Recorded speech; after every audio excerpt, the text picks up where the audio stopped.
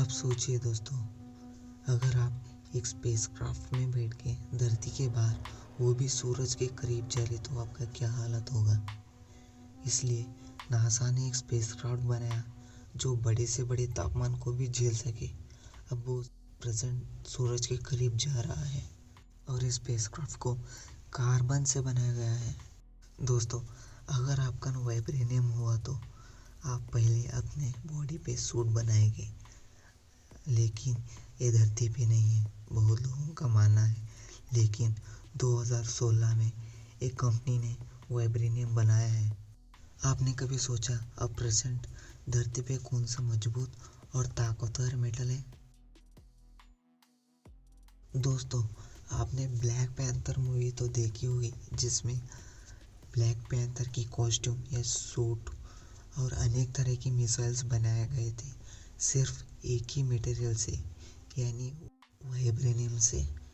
और इसके साथ ही हम आपको कहे अब धरती पे वाइब्रेनियम है, तो आप यकीन करोगे?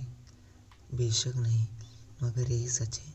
2016 में एक American company hyperloop transportation technology यानी HTT का दावा है कि उन्होंने एक मटेरियल को तैयार किया और उस मटेरियल का नाम रख दिया वाइब्रेनियम, क्योंकि ये एल्यूमिनियम से 8 गुना स्ट्रॉन्गर है और स्टील से 10 गुना मजबूत। इसलिए इन सब को देखते हुए इस कंपनी ने इस मटेरियल का नाम वाइब्रेनियम कह के रख दिया। लेकिन बेशक वागंडा में मिलने वाला वाइब्रेनियम और इस कंपनी ने बनाया सो वाइब्रेनियम, इन दोनों में बहुत ही अंतर है। प्रेजेंट धरती पे कौन सा मेटल है दोस्तों जो सबसे मजबूत और ताकतवर है? क्या आपने कभी सोचा? और इसके साथ ही ये मेटल सिर्फ ज़मीन में ही नहीं मिलता, बल्कि ये मेटल बैक्टीरिया भी तैयार कर सकते हैं। और ये मेटल का नाम है टंगस्टन।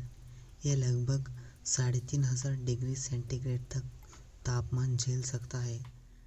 लेकिन दोस्तों, ये मेटल धरती पे बहुत ही रेयर मिलते हैं। और इसके साथ ही जब ये मेटल कॉपर और मोलिब्डेनम के कांटेक्ट में है तो इंसानों के लिए हार्मफुल है।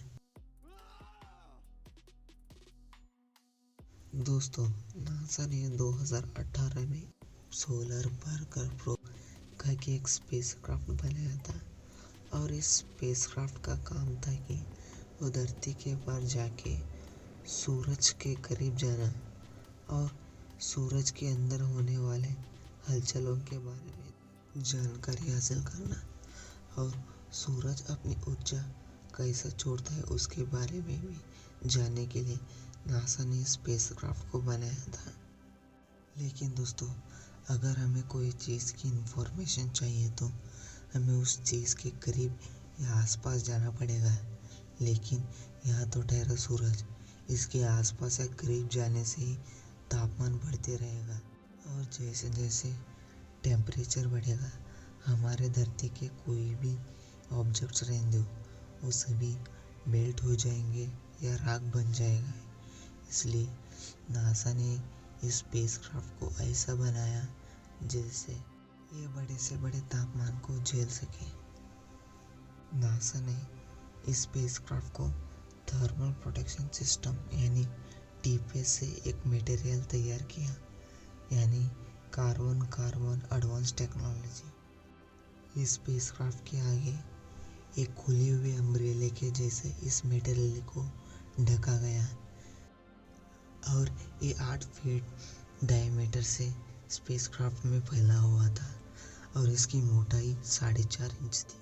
कार्बन एडवांस टेक्नोलॉजी को सूरज के गर्मी को झेलने के लिए बनाया गया था और इस स्पेसक्राफ्ट के फाइनल कोटिंग के लिए वाइट सिरेमिक पेंट से पेंट किया गया था, जिससे मैक्सिमम सन की रेस रिफ्लेक्ट हो जाए और स्पेसक्राफ्ट में थोड़ी से टेम्परेचर कम होते रहे।